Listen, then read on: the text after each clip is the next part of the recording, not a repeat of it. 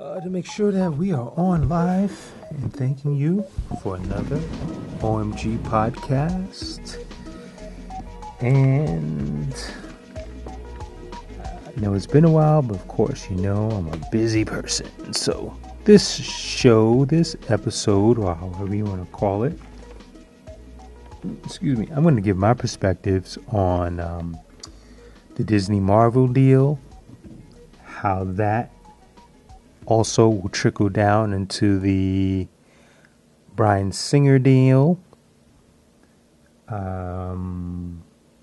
Marvel as a whole, Disney as a whole, which is, what's going to happen after the Avengers Infinity War trailer, my feelings and reaction, blah to that, the Tarantino film. Might even transition into him deciding to take on the Star Trek film. The Golden Globes versus Jada Pinkett. Bang, I'm a jig, I'm a boob.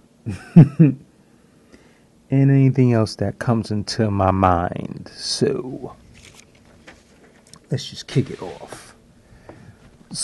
Hopefully, I can get this uploaded today, which is Wednesday, December 13th, because I believe that they said the deal is going to probably be announced Thursday, which is tomorrow, the 14th, obviously. I have a feeling it's going to be announced today, but it will not go past Friday. Reason being is because Disney also has The Last Jedi coming out, and I'm sure they probably don't want the merger buzz to kind of overshadow or, take out the Star Wars buzz, which I believe is going to be hard to do anyway. But yeah, hopefully I can get this up. I do think that it will probably be announced today. There has been a lot of conversation about, the Marvel films are going over to Disney and Disney's clean cut and and what's it gonna do for Deadpool and films like Logan and these conversations. I mean, it's either people don't do any research or they just like having things to discuss, I guess, because there was a time where Disney had an extension called Touchstone Pictures, and they did more risque, more adult films, mostly comedies. I want to say, and I could be wrong, but I think I might be right, that Pretty Woman was one of those films, which in reality was supposed to have this dark ending, and then they changed it to a more upbeat ending. And I do believe they had a few Bruckheimer films. Bruckheimer Simpson, when Don Simpson was alive, I think they, had, I want to say like Armageddon or something like that. But, I didn't do my research on this, but I'm just kind of going off, the top of my head. But they have had some mature content.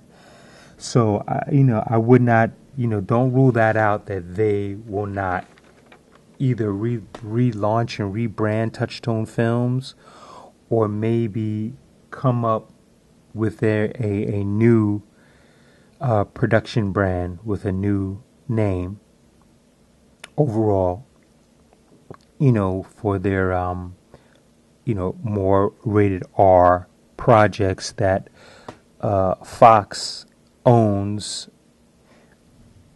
or are about to go in production or in production under the Fox brand, and soon will be under now the Disney brand. I wouldn't also rule out Disney flipping the whole damn thing and relaunching the Miramax extension, which they basically purchased from the Crimesteins.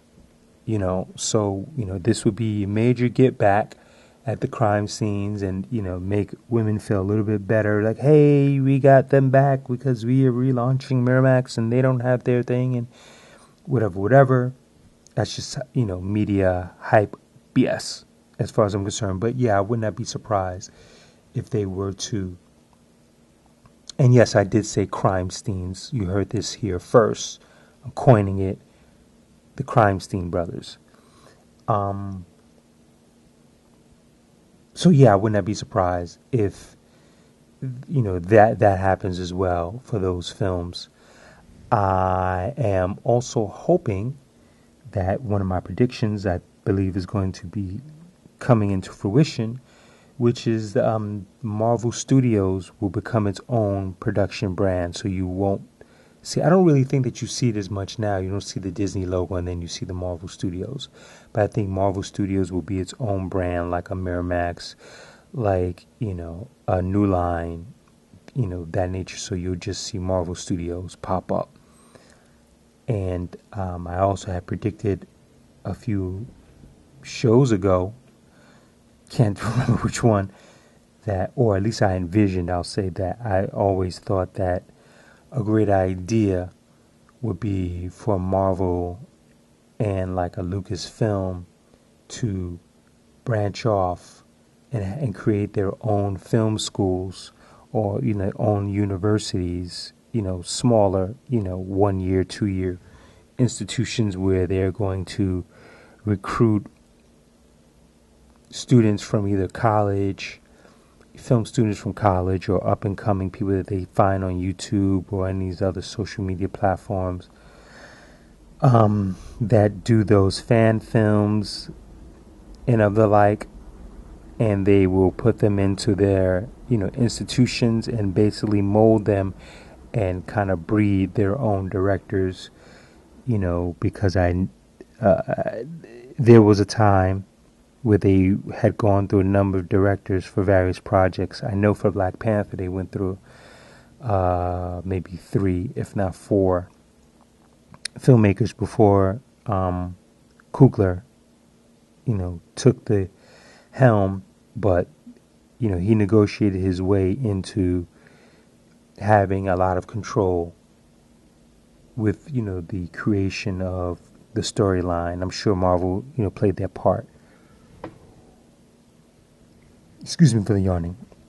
Played their part in making sure and protecting their property, but that was something that I see along the lines of with them doing. And now with them having ownership of their properties, or a heavy majority of their properties, you'll be in search of a lot of directors. So what better way to start grooming? And phase 4 is like 2.5 years out, and these guys are always a step ahead. Wow. I'm really in yawn mode today, and it's early. So it'd be a perfect opportunity for them to start grooming these guys now and getting them prepped, because a lot of stuff for phase 4 you're not going to see until probably 2020, because Infinity War is 2019. 2021 probably. Infinity War is next year, part 1, and part 2 is in 2020, and I'm not sure if Miss Marvel's dropping the same time in 2020. So yeah. Anywho, that's what I would like to see them do. That would be very, very interesting. I also read something on Instagram regarding the Fantastic Four and how there's another company that I believe is German, and they're locked up with the rights of the Fantastic Four, and Marvel and Disney have to wait until that paperwork is done. That's on Fox. Fox realistically has to be responsible for getting that taken care of before they can sell. So chances are it's probably going to all go through very cleanly. The one thing that's just been on my mind, and I've seen a lot of pictures of actors my next question is, who are they going to get to portray, Reed Richards? Like, who does Marvel already have been? Who has Marvel secretly been in contact with regarding the Fantastic Four, which is, a lot of people are on bated breath. Some people say, oh no, you should wait a few years. Fuck that. You don't have to wait a few years. As long as you do no one waited a few years to drop horrible Fantastic Four films anyway. Fox didn't go, we're going to wait, X amount of years and then we're going to drop. They just kept dropping week ones after week ones after week ones. If you give people a really good film, they're going to fucking go see it. They may not be as strong, but as strong as box office performance, based off of what we saw with Spider-Man. People were kind of tired of Spider-Man, but the long-term investment is what we're really going for. So the digital downloads, the DVDs, the Netflix streaming, the Amazons, the repeat viewings at home, of, the platforms that you own, like, your Blu-rays or whatever. That's what's going to lead you to come back to be interested in a sequel to Spider-Man. So to have a blanket statement to say, oh, you should wait. No, you got the rights. Do the fucking right thing. Even if it means shooting some cameos right now with X-Men and the Fantastic Four and the Infinity Wars. It's only fucking a matter of money and a green screen. So, that's my opinion on it. Next thing I want to discuss is the Avengers Infinity War trailer, which dropped, 2 weeks ago? And everyone's been going apeshit.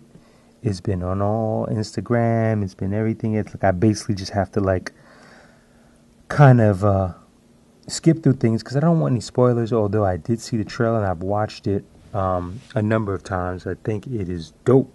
I'm the type of person that when I go to see one of these comic book films, I suspend,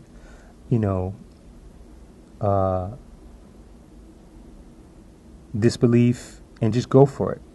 Just like, all right, let's just get into it because we're in the comic book world. I've read several comic books, and I'm reading some now. So I'm all about, oh, this can happen because this is their world. The reason why I'm saying that is because you have these fucking fanboys, right?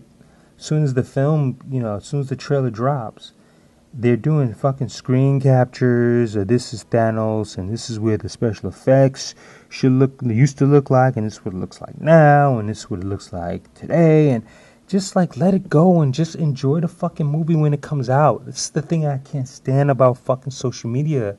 The abuse of the power of giving too many people a fucking voice. It's just just cool out. And just, May is right around the fucking corner. The year's almost over. We're going to be in January. May is going to be in a quick minute, especially when Black Panther drops.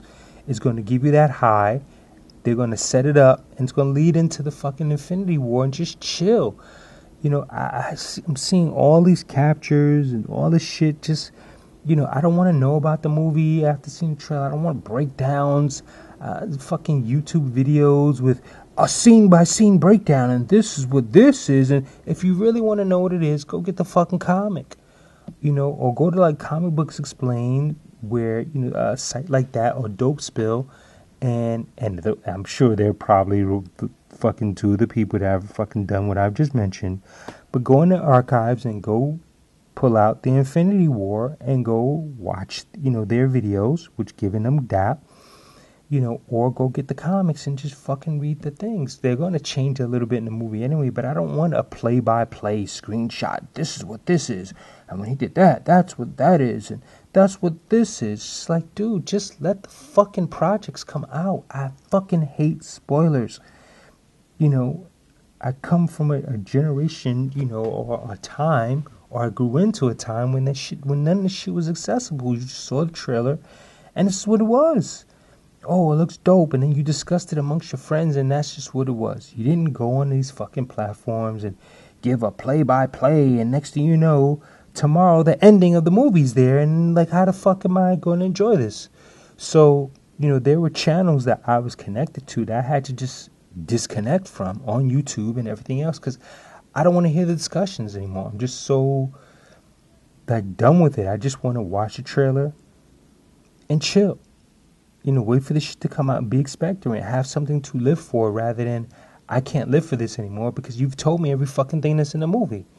God, that shit annoys me. Another thing that annoys me about the whole thing is that it's the most watched trailer, and all this stuff. And of course, we know the reality. In order for it to be the most, the highest rated reviewed trailer, with the most views at the time, I don't know if it's still to date, that means that a lot of the fanboys and geekdoms have watched it over and over and over and over and over and over and over and over and over and over and over and over again.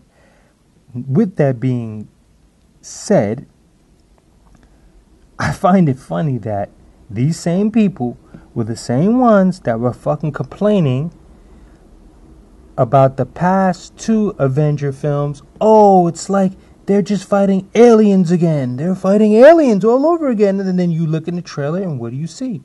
You see the Avengers running, right, towards something. And then you see a group of fucking aliens running toward them. And they're fighting, guess what?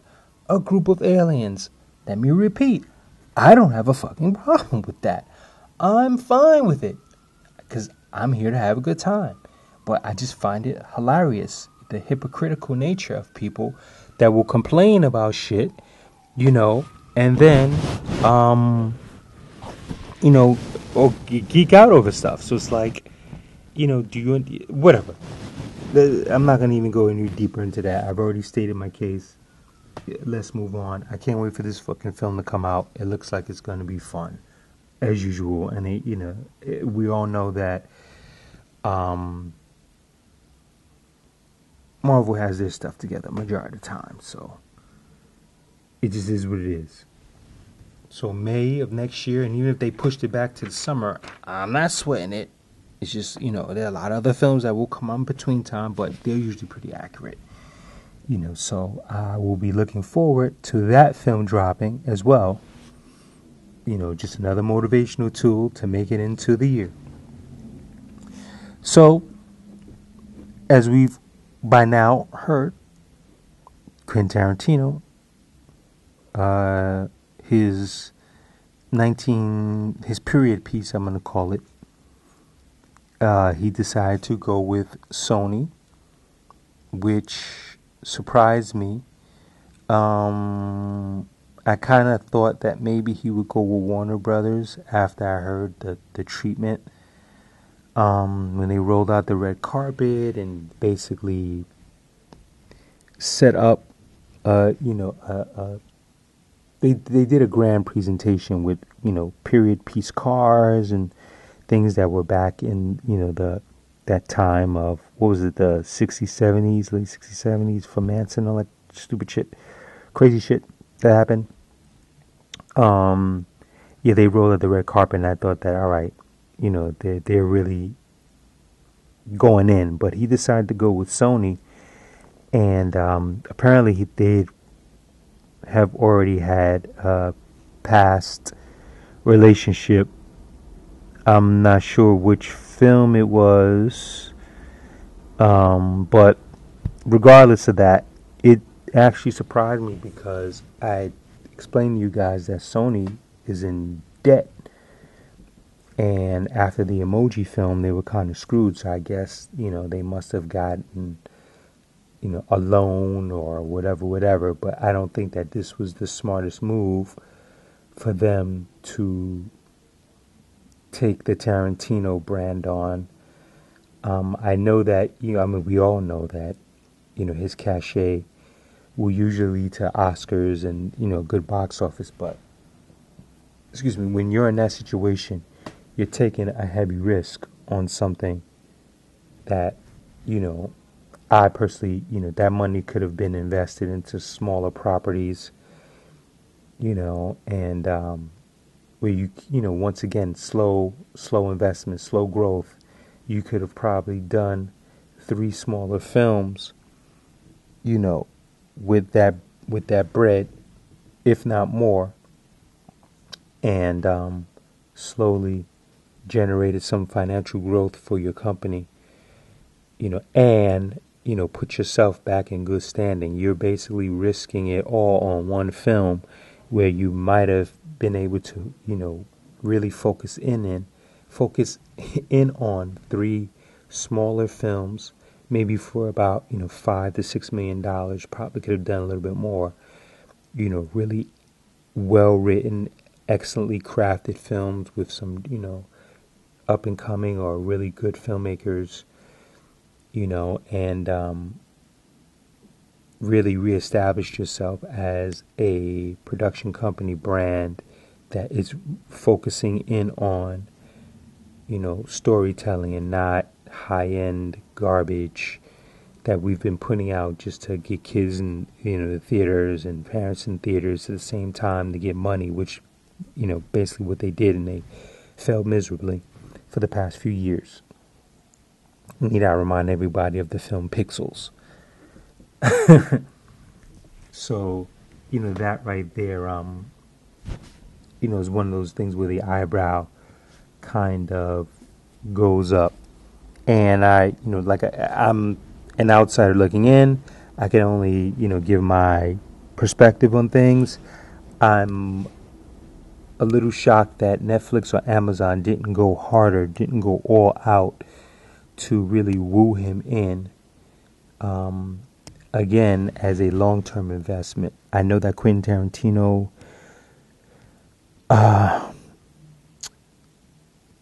made a statement not too long ago about the platforms,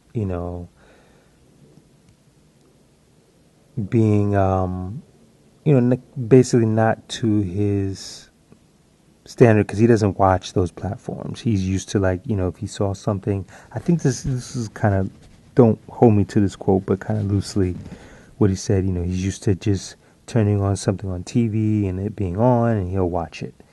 And he'll watch to a certain thing and turn it off, or whatever. Or if he has a movie, he'll put the movie in, he'll watch it. Which, the way I look at it is basically what you could do for any platform. That platform could be, that ideology can be used for Netflix. Or I watched, Daredevil to this scene, then I turned it off. Or I watched, whatever, House of Cards, and then I turned it off on this scene. I just wanted to see that scene. Blah, blah, blah, blah, blah, blah, blah, blah. Whatever. But I just think that had they really gone all out and really decided to groom him on their platforms, because I'm not even sure how well informed he is about their platforms, and I think that Amazon and Netflix, if they really put it together, put a cohesive plan together, could have groomed him and really started getting him prepped to say, hey, look, because this to me goes back to a film that I just watched that I still, Inglourious Basterds, I'm just going to put it out there. It's my least favorite Tarantino film, and I watched it again. And this is my second time. Might have been my third. I don't think it was. I think it was my second time watching the film. And it's the most cartoony popcorn film out of all of his films. To me, it was just, it's whatever. I'm not going to get into that right now, but the reason why I bring that film up is because he stated that Inglourious Basterds, he was thinking about making it into a series, and I think it was Luc Besson who talked him out of it and said, no, you're a filmmaker, put it on the screen. And he should not have listened. You should have made that into a long-form film, put it on TV, and that's what he was going to do. I think he mentioned HBO or something. I think this is on a Howard Stern interview. He mentioned that. And that's exactly what he should have done. When he was releasing the Hateful Eight, is, I believe, where I heard it from. And that's exactly what he should have done. And that would have prepped him for television. Because there's all this talk about him leaving and retiring and blah, blah, blah, blah, blah. And, of course, now he's, pitched the whole idea for Star Trek. And that's supposed to be his final film. Because I think he said he's doing 10, he's out, and I think he's on 9 with this quote-unquote Manson film, Manson era, and then I think Star Trek is supposed to make it 10, and for some reason I don't think that he's going to count that as his 10th film because he didn't create it, and it's not a Quentin Tarantino film. it's a studio film. And I did say before that I personally don't think that he's leaving, because when you get that itch, you get that itch. And he has a new lady in his life. She's probably being a serious muse creatively, because the whole Star Trek pitch took me by surprise, especially the way he got jerked around for Bond, and they stole that idea from him. Research it. And his statements on doing a comic book film, he said he would never do a comic book film, that he would create something on his own. So, that kind of, this whole thing took me by surprise, that he would be very interested in doing a Star Trek film. But when the creativity hits you and you get that bug, you go for it. So I'm not mad at him at all. I digress, and I go back to the Netflix Amazon thing. I think if they had groomed him a little bit better and said, hey, look, we will, you want how many, and if they do have the money, it's not like either of those companies don't have the money. They have the money to put his next film into theaters and to spread that, spend that money, especially you don't have to pay for prints, then again, damn, I'm eating my words. They do have to pay for prints because he's one of those special guys that wants to. He wants prints made 70 millimeter if he's going that way. So it's not like they don't have that money. They do have that money. That's as compared to Sony, who's like really risking it all. That right there is a great investment, and you start to slowly bait him and lure him into, hey, maybe there's something like The Inglourious Bastards you might want to remake and put on our platform. Do a retelling, maybe. Or if there's, that's a long shot. I'm not going to even say that.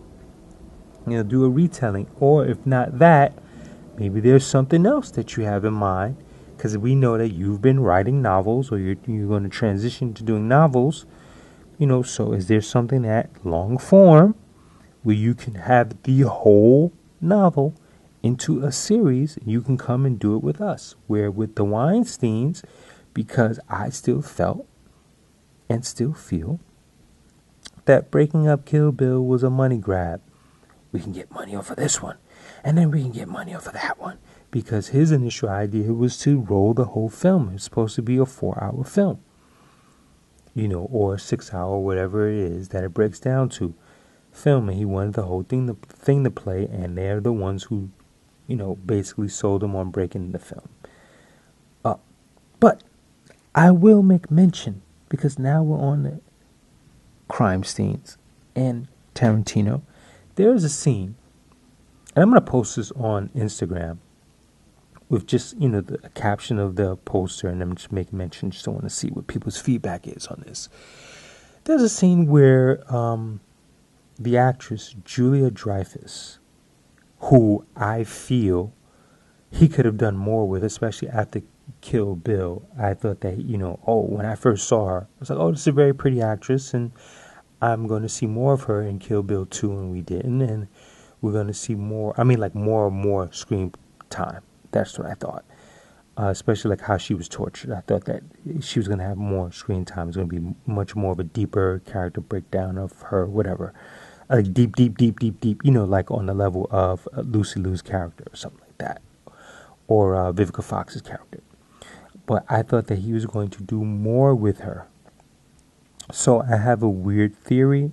I'll just give it to you. See if you like it. See what you, whatever. Take it and run with it. There's a scene where he introduces her character. I can't remember the name right now.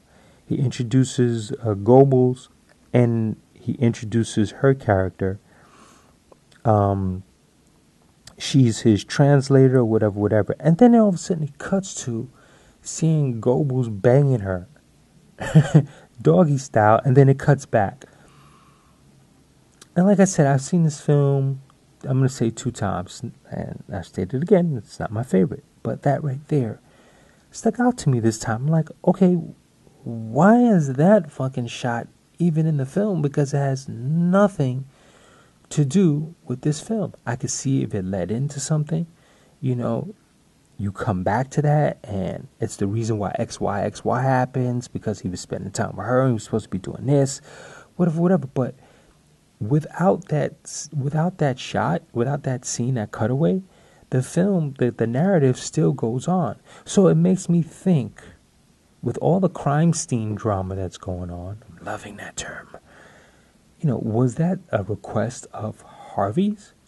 Knowing all the sick garbage that he's been trying to do with actresses, in these films, having them do certain sex scenes and, oh, no, you're garbage. You wouldn't be this without me. You're going to go in here. Who was that he really, disrespected? Shoot. Skips my brain. She was telling her story. Damn, I wish I could remember. And he was being very, very disrespectful. I think it was for some sort of a sex scene or something. It's like, no one even remembers you. You're garbage and blah, blah, blah, blah, blah. You're going to go and do this and you're going to, do this scene and yada, yada, yada. And I think it had revolved around nudity.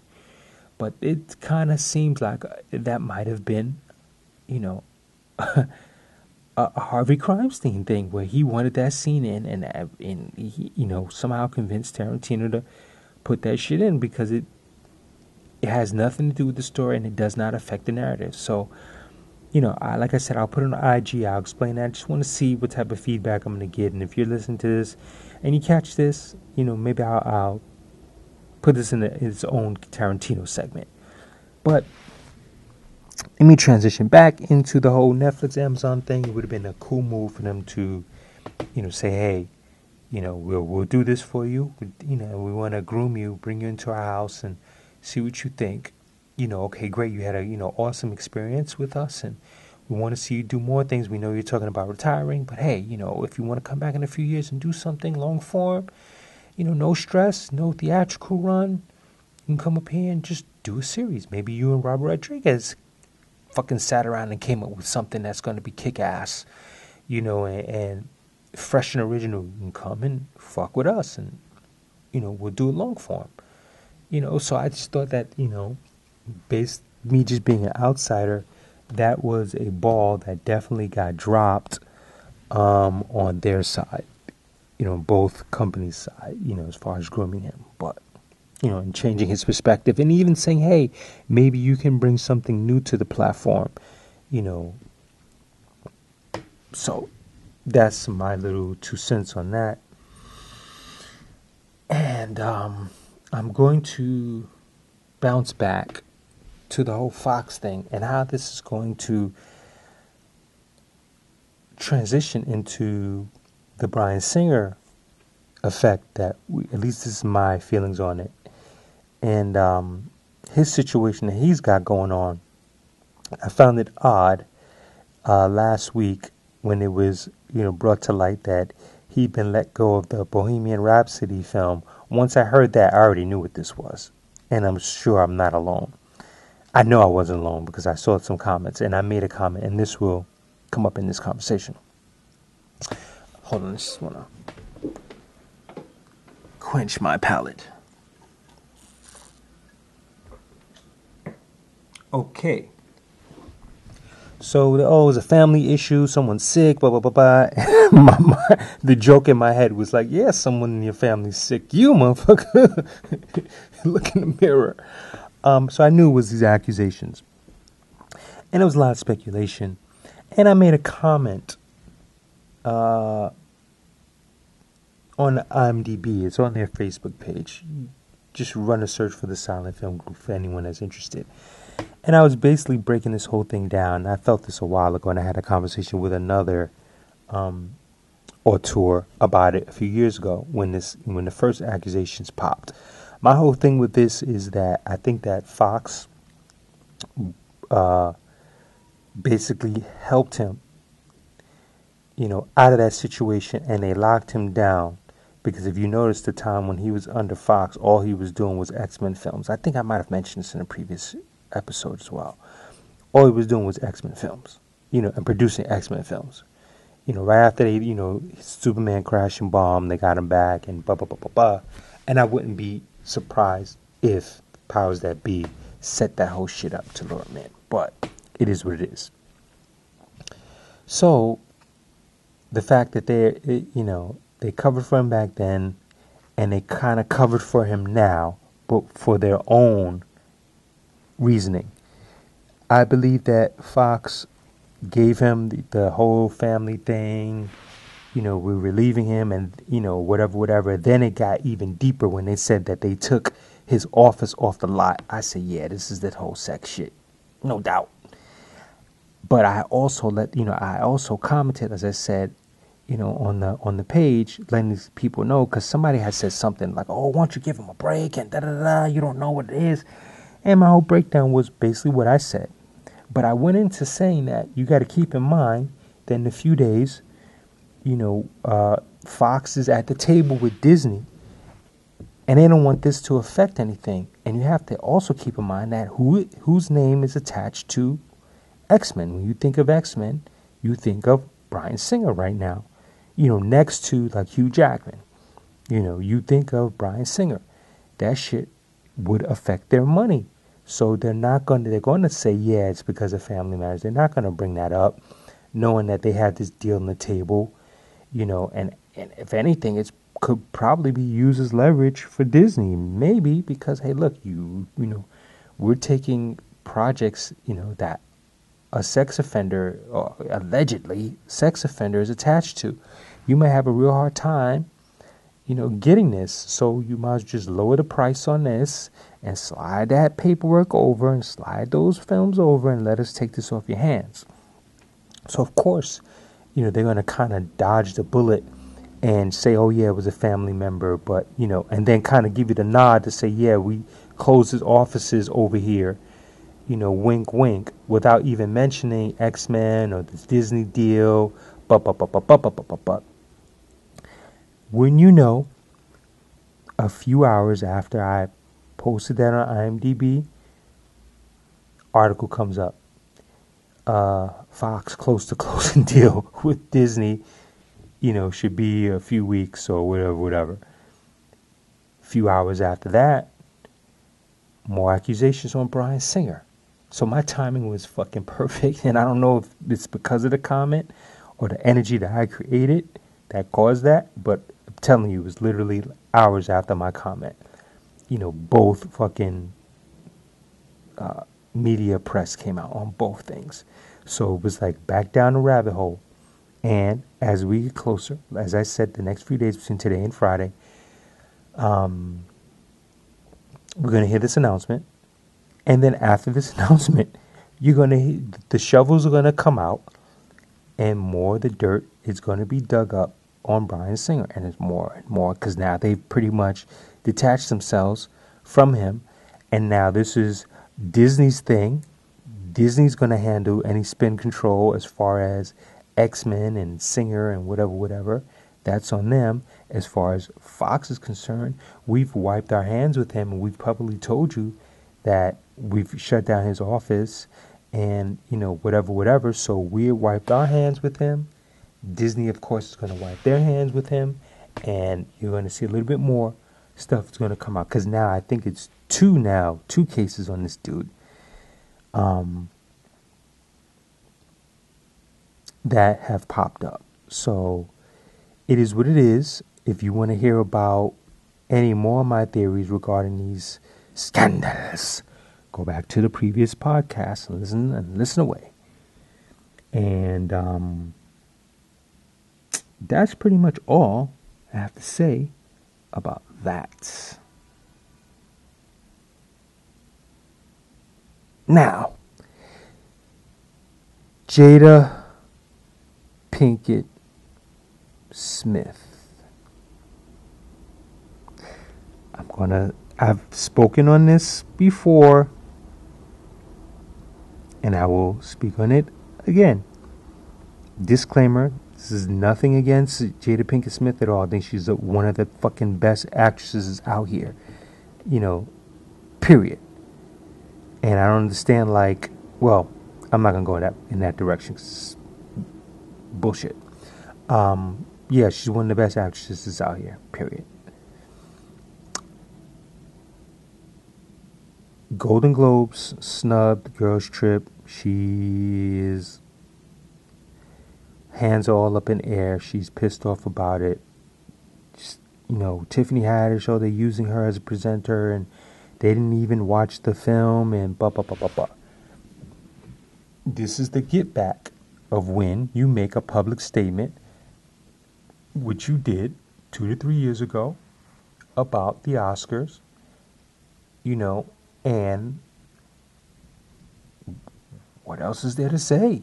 You're still playing in their court. You're playing on their fucking football field. This is, your actions now might have screwed this film over. And I did post on Instagram. I'm mentioning Instagram because now it's the direction now I've started going in with the Silent Film Group as well. So I did mention after watching the film that I thought it should get a nomination, just like Bridesmaids did. And I'm not going to go into the whole black and white thing because that's just easy.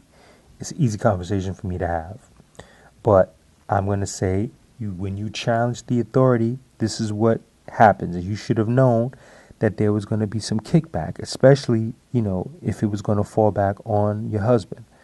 But it didn't. It fell back on you because you made a statement about, shitting on the Academy and yada, yada, yada, and you had no comeback for that. You just said, let's just kind of do a boycott, let's pull away, and you didn't build your own studio. You went back into the studio system and you did a really good film, and now you're suffering for it. All that hard work, and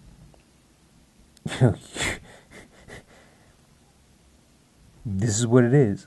Now, it'd be different if you stepped away from the whole thing and you produced your own project, and this is the project that you produced outside the studio and cut the deal with Netflix. And because the reason why I say Netflix is because Netflix get films nominated, and you would have produced it on your own. And I'm not saying that, the Golden Globes would have watched it, probably would have been the same thing, but still in all, you would have, been independent, free from the system that you complained about, and now they're getting back at you, and now Tiffany Haddish, may suffer the consequences,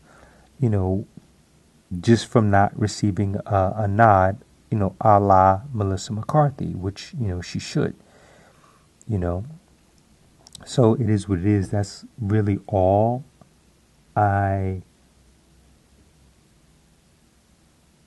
am really gonna say about that. You single-handedly, you caused this, and you should have saw this. You should have seen this domino effect happening because you've been in the game long enough to know how shit goes down. Even if you just by the sidelines and watching, what is happening to others.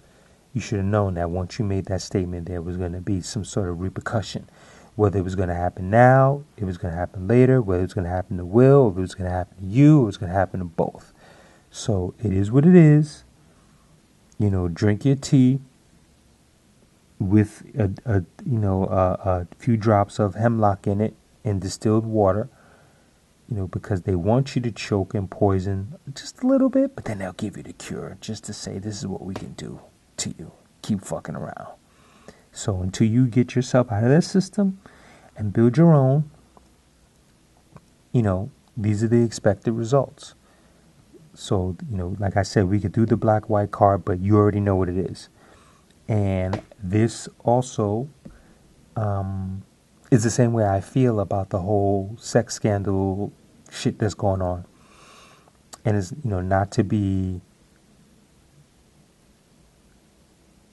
insensitive, and I state these because people hear things and they take it and run with it. Oh, no, you said this a few years ago, blah, blah, blah, blah, blah, blah. It's that, all right, cool, these guys are getting busted, they're going to jail, people are coming out, women are coming out, guys are coming out, da-da-da-da. But what's the next level? I want to see Jessica Chastain, Reese Witherspoon, Nicole Kidman, Renee Zellweger, Ashley Judd, Rose McGowan, and all these women team up and form their own studio, the same way that I had mentioned Jada Pinkett and, the names that I mentioned, I believe I said Gabrielle Union, Taraji P. Henson, Viola Davis, and on and on and on, form their own studio.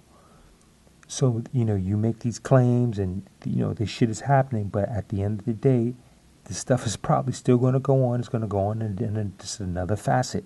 It may not be sexual scandal. It's going to be a money thing. It's going to be this and that. The system is not completely broken down. You guys have only just, chipped away at it. And there's some expose that's going on. Oh, yeah, this is what's happening, blah, blah, blah, blah, blah. But at the end of it all, where it really counts is in their pockets. So now these guys are, it's trickling into the music industry as well. And the thing that's just funny about this whole thing is that the platforms to be completely independent can be built. It's not like it's not there. It's there. So, the next level I want to see is I want to see production companies by women, projects produced and written by women, and distributed by women. And it doesn't have to be theatrical. Same thing with my Afroculture as well. So, all the crying, all the blah, blah, blah, blah, I'm over it already. Until you're building your own platforms and your own system and it's just not fucking with, the Hollywood system, you're building your own thing, it is what it is. So that's all I got to say about that. And on that note, I'm going to end this bad boy. And say thank you once again for joining the O.M.G podcast. And we will see you soon. And I'm laughing because of wasn't sure I was going to mention it, but fuck it, I will. I've yet to I've still not seen Thor Ragnarok. I've not seen Justice League. And Last Jedi is coming out this weekend. And I did mention that I really didn't want to see it. And then I keep reminding myself that it is Rian Johnson's film. And I put that guy on the pedestal, man. I like that guy. So I'm going to probably do a trifecta and go see all three of those. Not going to say this weekend, but probably in the next few days. Let me leave it like that. In the next few days, I will have seen it, and I'll come and do another podcast with my feelings on it. So I bet you guys need to. And ciao, Bella. And thank you for listening.